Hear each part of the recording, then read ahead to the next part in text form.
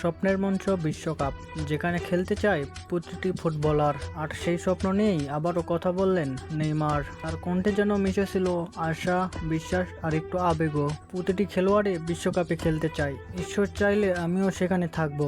আর Brazil আর্জেন্টিনার final হলে সেটা হবে অসাধারণ। সম্প্রতি এক ইন্টারভিউতে এমনই বলেছেন ব্রাজিলিয়ান সুপারস্টার। নেইমারের কথাতেই লুকিয়ে আছে এক বড় গল্প। ইনজুরি, সময় আর সমালোচনার সঙ্গে লড়াই করে এগিয়ে যাচ্ছেন।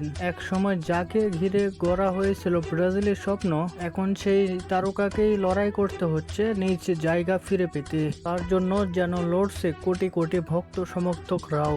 বিশ্বকাপ খেলা প্রতিটা খেলোয়াড়ের স্বপ্ন, আর বিশ্বকাপই তো শেষ কথা। সেখানেই থাকতে চান নেইমার জুনিয়র। বিশ্বাসটা এখনো অটুট। আর ব্রাজিল আর্জেন্টিনার তীব্র প্রতিদ্বন্দ্বিতা নিয়ে নতুন করে বলার তো কিছু নেই।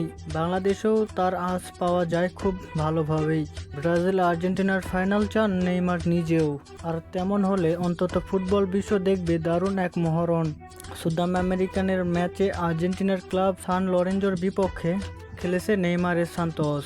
ওই ম্যাচ ড্র হয়েছে 1-1 গোলে। আর্জেন্টিনার মাটিতে হওয়া ম্যাচটিতে নেইমারকে ঘিরে ছিল দর্শকদের উচ্ছ্বাস। আর্জেন্টিনায় এই ব্রাজিলিয়ানের ভক্ত সমর্থক মোটেও কম নয়। এদিকে ব্রাজিল বস কার্লো আনচেলত্তির দেখা পেয়ে দুই কিশোর বলেছেন নেইমারকে দলে নেওয়ার কথা। ভাইরাল ওই ভিডিওতে দেখা যায় গাড়িতে করে কোথাও যাচ্ছেন আনচেলত্তি। দুই বন্ধু তাকে জিজ্ঞাসা করছেন নেইমারকে দলে নেওয়া হবে কিনা। আনচেলত্তি অবশ্যই আশা দেখিয়েছেন, বলেছেন অবশ্যই নেওয়া হবে।